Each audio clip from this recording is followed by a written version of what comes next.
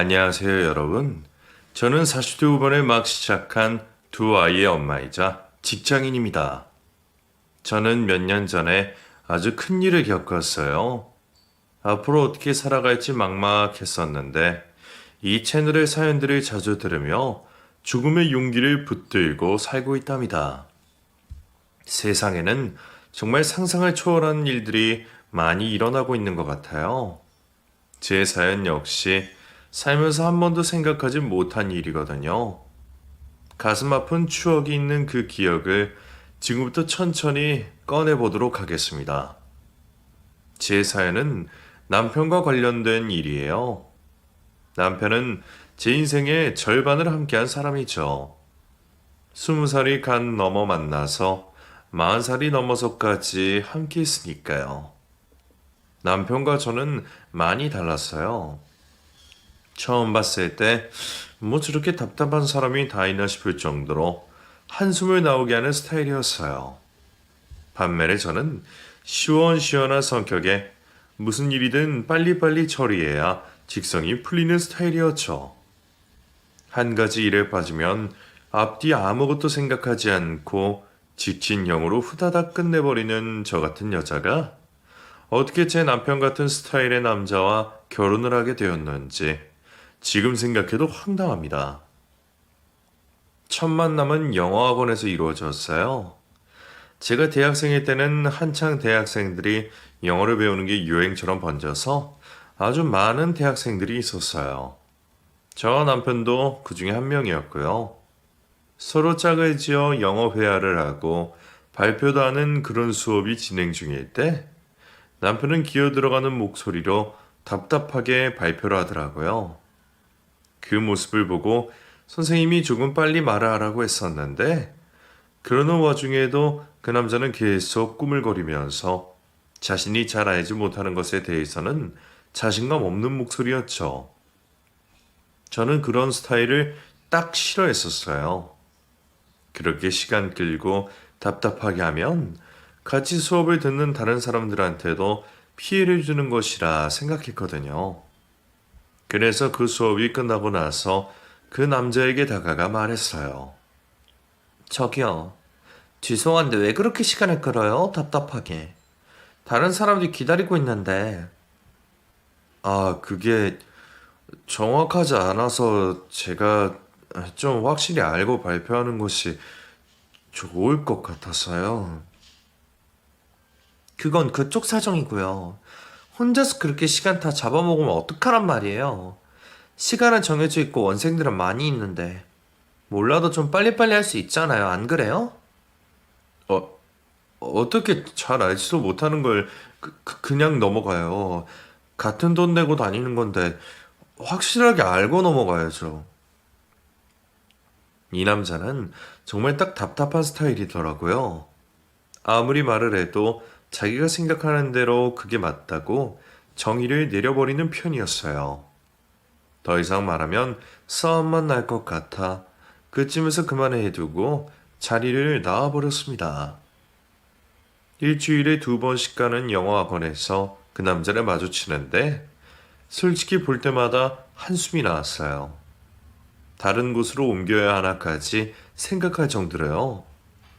그러던 어느 날 영어학원이 끝나고 학원 밖을 나오는데 누군가 제 팔을 강하게 잡는 거예요. 학원에서 자주 보던 2명의 남자들이었는데 좀 껄렁껄렁해 보인다고 속으로 생각하던 사람들이었어요. 제 팔을 강하게 잡고 술 한잔을 먹으러 가자던 그 사람들 때문에 화도 나고 무섭기도 하다고 했고 그렇게 저희의 만남은 시작되었던 것 같아요. 식사를 하던 자리에서 나눈 많은 이야기들이 그 남자를 다시 한번 보게 되는 계기가 되었는데 제가 생각한 것보다 훨씬 괜찮은 사람이더라고요. 아버지는 편찮으셔서 일찍 병중에 누워 계시느라 어머니가 홀로 돈을 버셨는데 자신이 장남으로서 집안의 생활을 돕기 위해서 안 해본 알바가 없다고 하더군요. 단돈 1원도 허투루 쓰지 않는 것이 부모님을 도와드리는 길이라 생각해서 영어학원에서도 최대한 열심히 하려고 노력했다는 거예요. 그러면서 자신은 그렇게 잘나고 똑똑한 편이 아니라 남들보다 더 노력해야 되는 스타일이라고 저보고 조금 이해해달라고 하더군요. 지금도 새벽에는 우유 배달까지 하면서 학과 공부에 영어 공부, 그리고 과외까지 해나가는 모습이 진짜 멋졌습니다.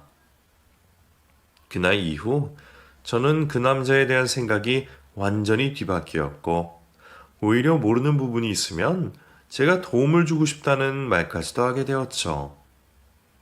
주 2회씩 꼬박꼬박 영어학원에서 만나던 그 남자를 어느덧 자연스럽게 주 3회, 때로는 주 5회까지도 만나게 되면서 저희는 연인으로 발전하였습니다. 하나부터 열까지 너무 꼼꼼하게 챙겨주는 이 남자가 그때는 정말 좋더라고요. 아까도 말씀드렸다시피 제가 좀 덜렁거리고 빨리빨리 하는 스타일이다 보니 뭔가 놓치고 그럴 때가 많거든요. 그런 부분을 일일이 다 챙겨주는 이 남자의 모습에 정말 고마움을 많이 느꼈어요. 특히나 자신의 아버지가 오랫동안 병을 앓다가 돌아가셨기 때문에 제 건강에 대해서 각별히 신경 써주는 모습에 진짜 많이 감동을 느꼈어요.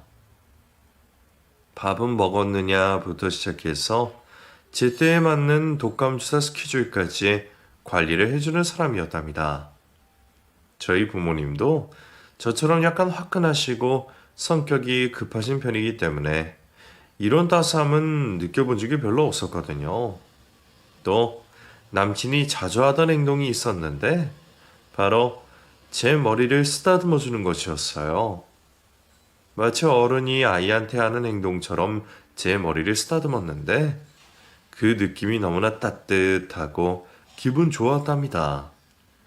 저도 꽤나 독립적이라고 생각했었는데 남친의 이런 손길은 뭔가 보호받고 있고 내 편이 있는 것 같은 그런 느낌을 들게 하더라고요. 내가 그렇게 귀여워? 애기 같아? 다른 여자들도 이렇게 머리 쓰다듬어줬어? 라고 물으면 남친은 항상 이렇게 말했죠. 그럼 내 여친은 너무 귀엽고 애기 같지? 너는 내가 평생 지켜줄 거야. 무슨 일이 있어도 꼭 지켜준다고. 진짜지? 그 약속 꼭 지켜? 그럼 평생 지켜줄 테니까 걱정하지 말고 내 옆에만 있어줘. 남친과의 달콤한 연애는 모든 일에 있어서 활력소가 되더군요. 사랑이라는 감정은 바로 이런 것인가 봐요. 그렇다고 아예 한 번도 안 싸우고 그런 건 아니에요. 다른 연인들처럼 물론 많이 싸우기도 했죠. 특히나 한 가지에 꽂혀서 그것만 계속 생각하고 해결할 때까지 시간을 갖는 답답함에 진짜 힘들었었어요. 그 시간이 너무 오래 걸리기도 했고, 제가 생각하는 것 이상으로 너무 많이 생각을 하다 보니 복잡하기도 했거든요. 한 번은 제가 선물해준 옷이 너무 비싸고 과분하다면서 환불을 하려고 갔는데, 환불과 교환 문제로 그 옷가게 점원과 엄청 실갱이를 하더라고요. 그 모습을 보고 저는 좀 짜증이 나서 남친에게 말했죠. 아니, 꼭 그렇게까지 해야 돼? 오빠 입으라고 내가 사준 거잖아. 그럼 그냥 비싸고 과분한 것이라도 그냥 입을 수 있잖아. 맨날 사주는 것도 아니고. 지금 네가 그런 형편이 아니잖아. 알바도 안 하고 부모님이 주신 돈으로 이렇게 비싼 걸 산다는 게 말이나 돼? 한 푼이라도 모으고 그래서 앞으로 미래에 대비를 하고. 아, 오빠. 현재가 행복해야 미래도 행복한 거지. 지금 그냥 좀 입어. 그 직원이 나를 어떻게 생각하겠어. 직원 눈치를 왜 봐? 너는 그런 건 생각하지도 마. 그 직원이 너한테 뭐가 중요하다고. 너는 그냥 너의 미래를 위해서 열심히 저축하고 그러면 되는 거야. 이런 건 나한테 과분해. 이거 환불해서 다시 너한테 줄게. 나는 2만 원짜리 티셔츠 한 장이면 충분히 행복하다고. 왠지 꽉 막힌 것 같은 남친의 생각은 한두 가지가 아니었어요. 특히나 돈에 있어서는 유달리 예민한 모습을 나타내었죠. 자기 돈을 안 쓰는 건 그렇다 치고 제가 소비하는 습관까지 하나부터 다 따지고 드니 숨이 막힐 수밖에요. 대학생 때는 그렇다 쳐도 직장인이 되었을 때도 계속 그런 식으로 간섭하는 것이 저는 너무 불만이었어요. 특히나 취업을 하자마자 저축을 들고 지출 계획서를 써서 가계부까지 써야 한다는 압박을 주었던 남친이 진짜 짜증이 나더라고요. 남들처럼 저도 취업 기념으로 승용차도 할부로 떡하니 사고 예쁜 명품 신발도 하나 장만하고 싶었거든요. 하지만 무슨 일을 하려고 할 때마다 남친의 철두철미한 반대에 부딪혀서 하지도 못했어요. 저희 부모님은 그런 남친을 엄청 좋게 보셨습니다. 제가 좀 성격이 급하고 그런 면을 남친이 다 잡아줄 수 있다고 생각하셨던 것 같아요.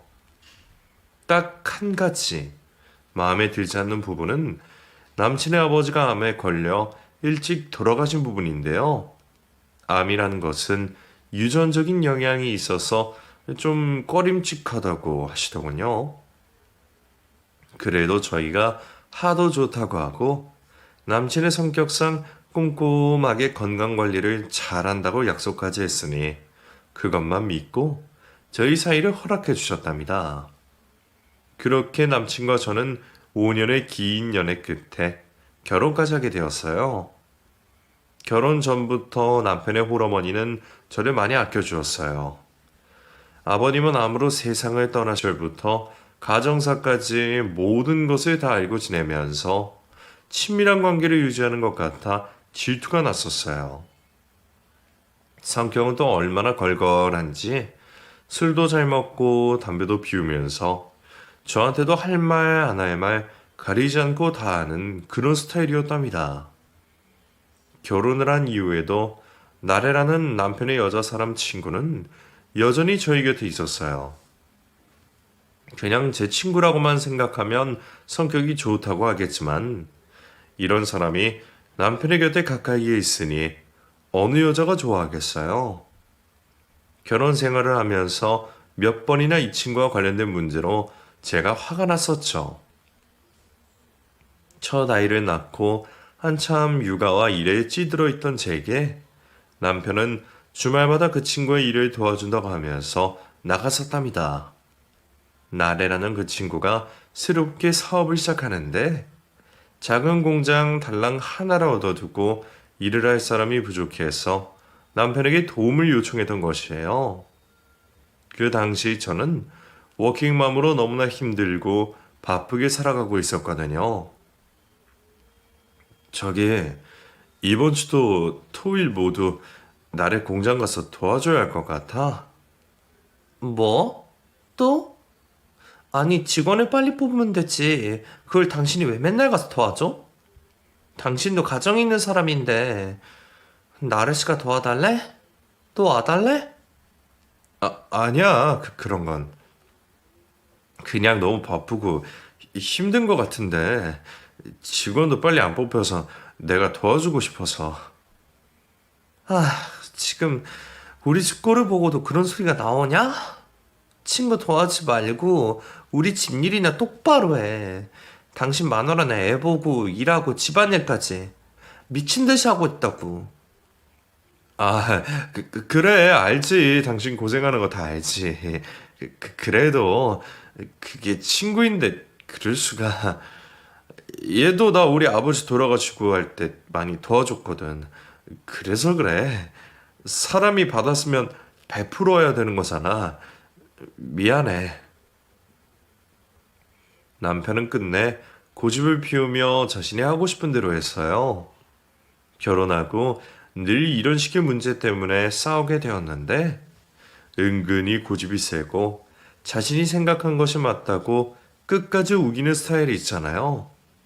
딱 남편이 그랬었어요. 연애할 때는 모든 생활을 함께 하는 것이 아니기 때문에 이 정도까지일 줄은 몰랐는데 결혼하고 보니 정말 많은 부분에서 답답함을 느끼게 되었습니다. 나래라는 친구를 도와주는 것뿐만 아니라 생활 속에서도 너무 꼼꼼하게 따지고 드니까 제가 정신이 쏙 나가는 것 같더라고요. 하루는 제 카드 명세서를 남편이 우연히 본 모양이에요. 그랬더니 하나하나 볼펜으로 체크를 해서 무슨 물건을 샀는지, 최저가로 샀는지 그걸 다 확인했냐고 제게 따져 묻더군요. 단돈 1원도 땅을 파서 나오지 않는다고 하면서 이런 식으로 살면 큰일 난다고요. 저는 또 답답함에 한숨부터 나왔습니다. 저도 숨 쉴 구멍은 있어야 하잖아요. 넉넉한 살림은 아니었지만 그래도 저도 워킹맘으로서 작은 쇼핑으로 스트레스를 풀고 있던 상황이었거든요. 여보, 이런 거 하나하나 따지지 좀 마. 나도 좀 숨 쉬고 살자, 어? 이렇게 어떻게 살아? 당신 애들도 커가는데 이러면 안 돼. 우리 돈 한 푼, 두 푼 모아서 애들 앞내를 해줘야지. 생각 없이 이렇게 펑펑 쓸 때가 아니라고. 뭐? 생각이 없어? 당신 지금 말 너무 심한 거 아니야? 어떻게 나한테 그런 소리를 해? 세상 모든 사람들이 다 당신 같다는 착각은 하지 말라고. 당신처럼 쫌팽이 집착하는 그런 남자 아니고도 세상 잘 살아가. 아휴, 앞날도 모르고 이렇게 생각 없이 써대는 여자는 내가 딱 질색하는 여잔데. 같은 여자인데 나래랑 너무 비교된다 너. 여기서 나래 씨 얘기가 왜 나와? 당신 지금 미쳤어? 그렇게 좋으면 가서 나래 씨랑 살아. 왜 나랑 살아? 당장 나가서 살라고. 당신 이런 식으로 그때그때 기분에 따라 행동하는 거 정말 최악이야. 성인이면 성인답게 앞뒤 생각하고 합리적으로 좀 행동하라고. 알겠어?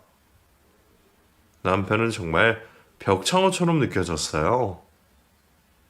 어쩌면 그렇게 말하는 꼬라지가 얄밉던지 확 싸대기를 날려주고 싶을 정도였죠. 앞뒤가 꽉 막혀있는 남편은 매일매일 지출과 수입, 그리고 있었던 일까지 가계부에 적고 매월 지출 계획과 연간 계획까지 모조리 다 짜는 스타일이었습니다. 그런 남자와 옆에 같이 살려니 저는 너무너무 숨이 막혀서 때로는 호흡곤란까지 올 정도였죠. 그러는 사이 아이는 둘이나 태어났고 저는 아이들을 어린이집과 유치원에 맡기고 계속해서 일을 해나갔습니다. 그렇다고 제가 일과 육아 그리고 집안일 어느 것 하나 대충 하지는 않았어요. 심지어 시모와 시동생들까지 챙기면서 아주 부지런히 살아갔죠. 남들 모두 저를 대단한 여자, 대단한 엄마라고 해주는데 도대체 남편이란 놈은 왜 그렇게 저를 못마땅해 하는지 도통 알 수가 없었습니다. 그렇게 결혼 15년이 지나가면서 저희는 엄청나게 많이도 다투었고 때로는 서로 멀어지는 것처럼 느껴지기도 했어요. 특히나 아이가 둘이 생기고 나니 하나를 키울 때와는 일이 2배 이상이 늘어나 있더군요. 남편은 남편대로 저는 저대로 각자의 성향대로 하다 보니 부딪힐 일도 많았고 급기야 아이들이 보는 앞에서까지 서로의 언성을 높이는 일도 많아졌어요. 저는 화가 너무 나면 제대로 제어를 하지 못하는 탓에 주방에 있는 냄비와 그릇들을 바닥에 던지기도 했었는데 그 모습에 둘째 아들이 저를 나쁜 엄마라고 말을 하더군요. 그 말을 듣고 얼마나 충격을 받았었는지 몰라요. 아이한테까지 그런 말을 듣는 것이 왠지 다 남편 탓인 것만 같아 더 미워졌었어요. 그렇게 세월은 흘러 어느덧 남편의 저에 진짜 해도 너무하네. 나 서로를 믿고 잠금장치도 안 해놓는 사람인데 앞으로도 또 이런 일 있으면 나 진짜 핸드폰 다 잠금장치 해놓을 거야. 알았어? 참, 뭘 그렇게 화를 내냐? 당신 뭐 나한테 캥기는 거라도 있어? 뭘 그렇게 화냈네. 알았어. 더럽고 취소해서 안 본다 한다. 근데 너 아주 나한테 한번 걸리기만 해봐. 가만 안 둘 줄 알아. 당장 이혼이라고. 그 당시 남편이 친구인 나래 씨가 이혼을 한 지 얼마 안 된 상태라서 저는 좀 예민해져 있었어요. 이혼 고민부터 소송하는 일까지 제 남편이 나래 씨 옆에서 정말 많이 도와준 걸로 알고 있거든요. 왠지 제 남편이랑 잘 되는 것이 아닌가 하는 의심을 하던 상태라서 남편의 핸드폰이 몹시 궁금했었죠. 불같이 화를 내면서 저를 이상한 사람 취급하던 남편은 그 후로도 뭔가 이상한 행동을 자주 했었어요. 특히나 가족끼리 다 같이 식사를 하는 자리에서 몰래 나가서 전화를 받는다던가 그렇게 돈이 아깝다고 하는 사람이 밖에서 혼자 술을 마시고 들어오질 않나 하면서 말이죠. 그리고 가장 중요한 것은 저와 관계 자체를 피하는 것 같은 느낌이었어요. 아무리 그래도 부부인데 피곤하다는 핑계로 몇 달째 저와 잠자리를 피하는 것은 좀 이해가 되지 않았거든요. 뭔가가 분명히 있다고 생각했어요. 그때부터 저는 남편을 의심하기 시작했습니다. 매일매일 저의 의심이 커져가던 가운데 드디어 한바탕 소란이 벌어졌어요. 그날은 저와 남편의 결혼기념일이라서 은근히 무언가를 기대하고 있었거든요. 세상 다른 남자들은 까먹어도 저희 남편처럼 꼼꼼한 사람은 절대로 잊지 않으니까요. 근데 결혼기념일 당일까지도 아무런 말이 없는 거예요. 선물도 없고 밥 먹자는 말도 없고요. 저도 아무 말 하지 않고 끝까지 기다렸죠. 도대체 어떻게 나올까 싶었어요. 그래도 당일은 뭔가라도 있을 거라는 제 생각과는 다르게 남편은 그날 밤 10시가 넘도록 들어오지 않았습니다. 아이들은 먼저 자고 화가 잔뜩 난 저는 소파에 앉아 남편만을 기다리고 있었죠. 일부러 전화도 한 통 하지 않고 기다리고 있었는데 남편 역시 제게 전화 한 통 없이 그 시간까지 버티고 있더군요. 잠시 후 11시가 다 되어서 남편이 술에 취해 비틀거리며 집으로 들어왔습니다. 소파에 앉은 저를 보고 말 한마디 하지 않고 휙 지나가는 남편을 보고 더 이상 참을 수가 없어 소리쳤죠. 당신 뭐야? 오늘이 무슨 날인 줄이나 알아? 어디서 술을 그렇게 퍼마셨어? 왜 그렇게 안 하던 행동을 해? 오늘? 오늘이 무슨 날인데? 무슨 날이든 말든 난 상관없어. 뭐? 뭐가 어쩌고 저쩌지? 당신 요즘 왜 이래? 진짜 여자라도 생긴 거야? 아니면 나랑 더 이상 살기 싫은 거야? 도대체 당신답지 않게 왜 이러냐고. 나다운 게 뭔데? 내가 어떻게 해야 되는 건데? 어? 말이 나왔으니까 하는 말인데 이제 우리 서로 각자 살자. 애들도 있고 하니까 이혼은 절대 안 할 거고 서로 맞바람 피우면서 자유롭게 살자고. 어때? 괜찮지? 당신도 내가 맨날 답답하다고 했잖아. 어? 이해하기 힘들다고. 지금부터라도 답답한 나한테서 벗어나서 자유롭게 한번 살아봐. 당신 진짜 미쳤구나. 어떻게 네가 그런 말을 하냐? 그래, 그러자. 나도 너랑 사는 거 지긋지긋해. 정말 답답해서 미쳐버릴 것 같다고. 잘 됐다, 잘 됐어. 그래. 서로 자유롭게 막 살자. 남편의 황당한 말에 저는 눈물까지 흐르더군요. 세상에서 가장 가족이 중요하다고 생각했던 사람이 제게 그런 말을 할 줄은 상상도 하지 못했습니다. 제 울분을 가라앉히기도 전 남편은 작은 방으로 문을 확 닫고 들어가서 혼자 욕까지 하면서 큰 소리로 소리쳤어요. 이따위 인생 나도 살기 싫다. 정말 지긋지긋해. 내가 도대체 더 이상 뭘 어떻게 해야 하는데? 아이씨, 이놈의 이 책은 뭐 하나 제대로 되는 것도 없고. 갑자기 너무 많이 변한 남편의 모습이 저는 이해가 되지 않았습니다. 도대체 어디서부터 잘못된 것일까요? 뜬 눈으로 밤을 꼴딱 지새우고 다음날이 되니 남편은 이미 나가버리고 없더군요. 아이들은 어젯밤 저희 부부의 싸우는 소리를 다 들었고 제게 걱정된다는 말을 해주었어요. 학교에 가는 아이들의 표정이 어두운 것을 보니 마음 한편이 좋지 않더군요. 아이들까지 이렇게 만들어버린 남편이 저는 죽도록 미웠고 이 사람의 모든 것을 알아내고 싶었죠.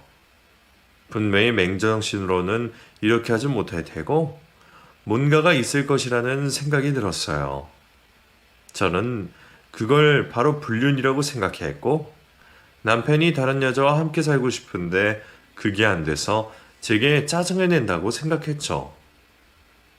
이대로 멍하게 있다가는 안 되지 싶어 정신을 차리고 남편의 차량 블랙박스와 내비게이션 그리고 카드 내역과 핸드폰 기록 등을 찾아봐야 했습니다.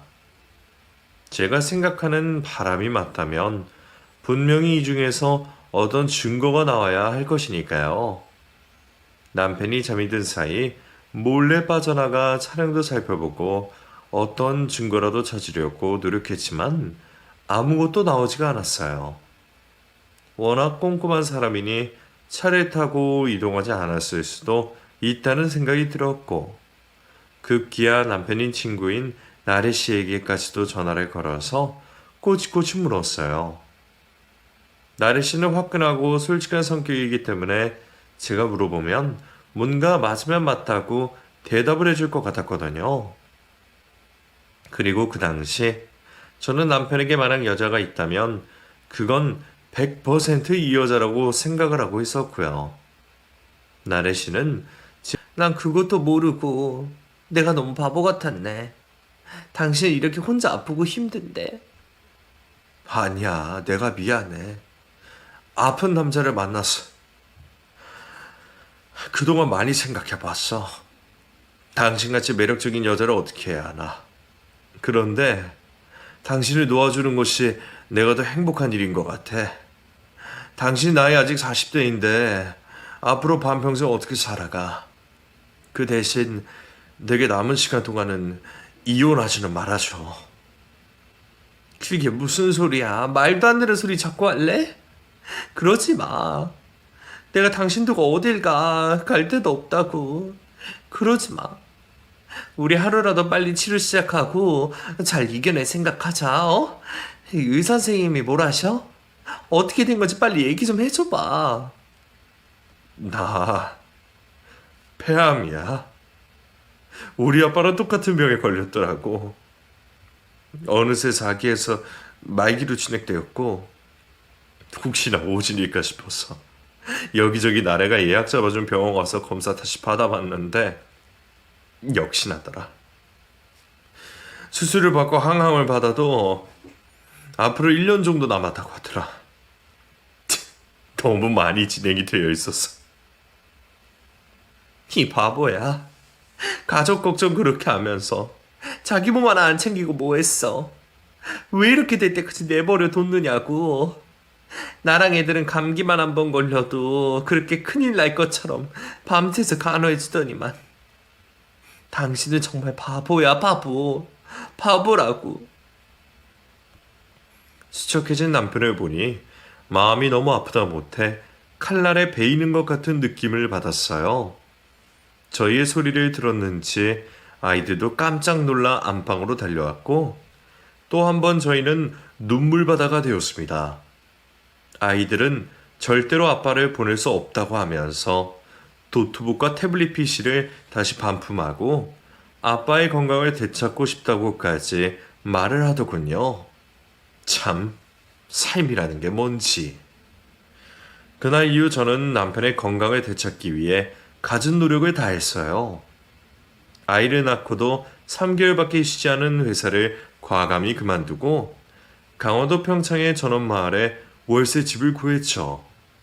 아직 아이들이 손이 많이 갈 시기이긴 하지만 남편을 이대로 보낼 수만은 없었기에 선택한 결론이었습니다. 일주일에 4일은 남편과 함께 평창에 가 있고 3일은 아이들을 케어하러 집에 왔어요. 혹시나 혼자 있는 남편에게 무슨 일이라도 생길까 하루에도 12번씩 영상통화를 하며 지냈죠. 그리고 암 환자에게 좋다는 약초부터 식단까지 밤을 꼴딱 새워가며 정보들을 찾아왔고 책도 사서 읽었습니다. 시한부 인생을 선고받고도 살아남은 사람들이 생각보다 많은 것을 확인하고 남편도 할 수 있고 희망을 걸었어요. 집안꼴은 엉망이 되어가고 있었지만 저는 오로지 남편의 건강만을 위해 달렸습니다. 거짓말처럼 남편의 병이 다 회복될 수 있을 것이라 믿었죠. 하지만 남편은 주기적으로 병원에 다니며 항암 치료를 받아야 했고 수술도 앞두고 있었기에 그곳에서의 생활이 쉽지만은 않았어요. 그리고 혹시나 만약에 급격하게 몸이 좋지 않을 때의 일을 대비해서 병원이 가까운 곳에 있어야겠다는 생각이 들었습니다.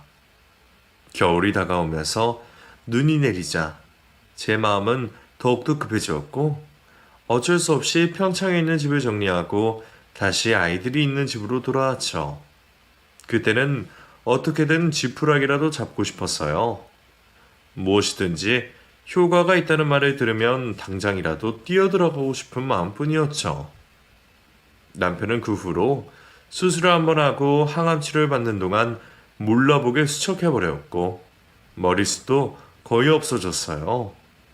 특히나 항암을 받고 오는 날에는 일주일 정도 몸살에 두통까지 시달렸기 때문에 밥도 제대로 먹지 못했습니다. 옆에서 지켜보는 내내 마음 한구석이 저려서 미쳐버릴 것 같더라고요. 한 집안에 아픈 사람이 한 명 있으면 온 생활의 패턴이 무너진답니다. 이미 겪어보신 분들은 아시겠지만 온전히 제정신일 때가 없었던 것 같아요. 모든 정신이 한쪽에만 쓸려 있었으니까요. 화장이나 옷차림 따위는 이미 저재상 이야기였고 아이들의 학업 성적과 학원비도 제 머릿속에 들어오지 않았습니다. 아이들이 다니는 학원에서도 원비나 교재비가 제때 들어오지 않아 집에 무슨 일이 있느냐고 여쭤보실 정도였으니까요. 아둥바둥 몸부림을 치면서 저는 끝까지 포기하고 싶지 않았지만 남편은 서서히 마지막 준비를 하는 것 같더라고요. 통증은 날이 갈수록 세게 왔지만 남편의 표정은 모든 것을 내려놓은 듯한 그런 평온함이 있었어요. 그러던 어느 날은 한 차례의 폭풍 같은 통증이 있고 난 후 병실에서 제 손을 잡으며 말했어요. 여보, 너무 고마워. 당신 나를 위해서 애써주는 거 나 잘 알아. 정말 고맙고 감사해. 그때 그 경호학원에서 당신을 만난 건 내 인생에서 가장 축복받은 일이었어. 내가 가고 나면 죽은 나한테 너무 매이지 마. 당신 지금도 너무 매력적이고 아름다운 여자야. 알았지? 무슨 소리야. 그런 소리 하지도 마. 꺼내지도 말라고. 됐어. 가긴 어딜 가. 죽긴 누가 죽어. 절대 안 돼. 내 허락 없이는 절대 안 된다고. 그래 알았어. 당신 허락 없이는 절대 안 갈게. 그래, 당신이 날 웃게 한다. 고마워. 정말 고맙고 사랑하고 그리고 미안해. 그리고는 힘없이 축 처진 모습으로 미소를 지어 보여주었습니다. 아마 그때가 거의 마지막 미소였던 것 같아요. 그 이후로 남편의 상태는 더더욱 악화되었어요. 점점 더 뼈만 앙상하게 말라갔고 고통은 2배, 3배로 찾아왔죠. 수술의 희망을 걸어보았지만 안타깝게도 수술 이후에 다른 곳으로까지 전이가 되었고 항암 치료 자체도 의미가 없는 상황까지 되어버렸습니다. 모든 것은 너무나 순식간에 일어났어요. 저는 미처 그 어떤 준비도 하지 못한 채 말이죠. 끝내 호스피스 병동에 입원을 한 채로 남편은 그렇게 남편이 따뜻하게 머리를 쓰다듬어 주던 그 손길을 느끼고 싶어서 미쳐버릴 것 같았어요. 어린아이처럼 관을 붙들고 울어대던 저를 부모님께서 달래주셨고 저는 또 한 번 그곳에서 정신을 잃고 말았습니다. 장례식이 끝난 후에는 병원에 입원을 했고 눈을 떠보니 하루가 더 지나가 있더군요. 병원에 찾아오신 시어머니는 못난 부부 만나서 애비 병까지 그대로 옮았다며 하늘을 원망하셨어요. 그러면서 제게 너무 미안하다고 평생을 모으신 재산이 들어있는 통장을 건네시며 말씀하셨습니다. 애미야, 미안하구나. 정말 미안해. 이거 얼마 안 되는 거지만 아이들 키우면서 앞으로 큰 돈 들어갈 때 있을 거다. 그때 꼭 쓰길 바라마. 이젠 안 찾아와도 돼. 며느리 노릇 하지 않아도 된다. 그저 우리 손주들만 가끔씩, 아주 가끔씩만 보여줘. 이 노인네는 그냥 그거면 충분하구나. 미안하다, 애미야. 저는 그 통장을 받을 수가 없었어요. 홀로 계신 시어머님이 앞으로의 여생을 사시기 위해서 꼭 필요한 돈이었거든요. 억지로 다시 시어머님의 가방에 넣어서 보내드리고 말았습니다. 하지만 천사 같은 시어머니는 남편이 세상을 떠난 후 저를 많이 밀어내시려고 노력하시더군요. 일부러 전화도 잘 받지 않으셨고 본인의 생신 때에도 약속이 있다면서 밖에 나가신다고 오지 말라고 하셨고요. 그리고 제게 주셨다가 실패하신 통장도 끝끝내 아이들을 통해서 보내셨더군요. 통장과 도장, 비밀번호의 간단한 메모까지 함께요. 그 메모에는 부디 저의 앞날을 위해서 살라고 써 있었습니다. 그것이 제 남편이 시어머님에게 부탁한 마지막 유언이었다고요. 자신의 며느리로서의 역할은 이제 끝났다면서 꼭 자신의 아들의 유언을 들어달라고 했어요. 남편이 떠나고 난 후 여러 가지 문서들이 집으로 도착하기 시작하더군요. 돈 100원까지 아껴가면서 모은 돈으로 장만한 작은 오피스텔 하나와 암보험금과 사망보험금에 대한 안내문, 그리고 나래 씨에게서 온 편지까지도요. 오피스텔 같은 건 제가 알지도 못했었는데 어느새 남편은 이렇게까지 준비해 두었더군요. 남편은 죽음을 문턱에 두고 이미 많은 것을 정리했나 봅니다. 제가 혹시라도 아이 둘을 데리고 힘들게 살아갈까봐 그랬나 봐요. 특히나 나래 씨에게 부탁해서 제게 전해준 편지를 보고는 남편의 진정한 사랑이 무엇인지 깨닫게 되었어요. 편지 내용의 일부에는 이런 내용이 있었어요. 우리 아버지가 아무 준비도 없이 돌아가시는 바람에 우리 가족들이 정말 많이 힘들었거든. 난 당신과 우리 아이들을 그렇게 내버려 둘 수는 없어.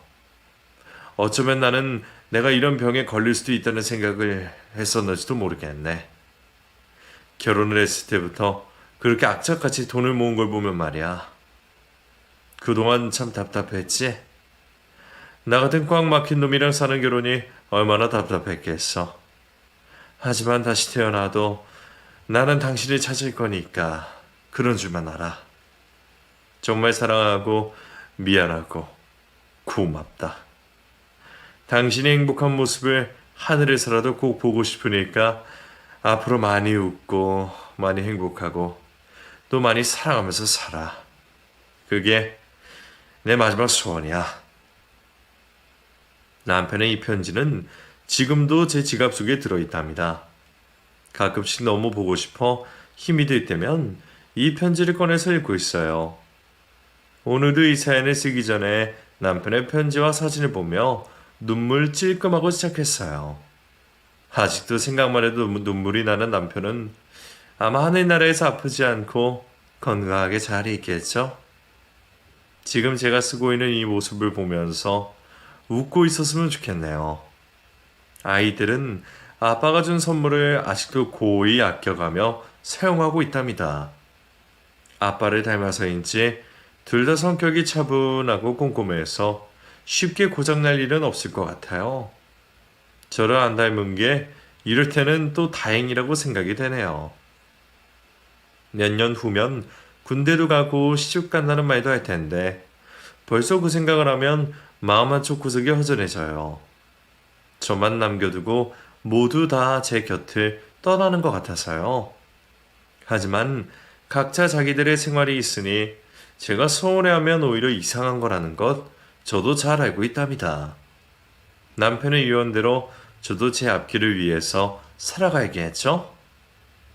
저도 저의 앞날을 위해 바리스타 자격증을 준비하고 있어요. 그래도 남편이 물려준 유산 덕분에 생활고로 허덕이지 않고 말이죠. 앞으로는 남편 말대로 남은 여생은 마음껏 웃고 마음껏 사랑하며 지낼 거예요. 그래야 먼 훗날 다시 남편을 만났을 때 칭찬받을 수 있을 테니까요. 다시 태어나서 남편을 다시 만날 그날을 기다리며 오늘 이 글을 마치도록 하겠습니다. 남편이 참 좋아하던 예쁜 가을 하늘을 보며 오늘도 앞으로 전진해 보겠습니다.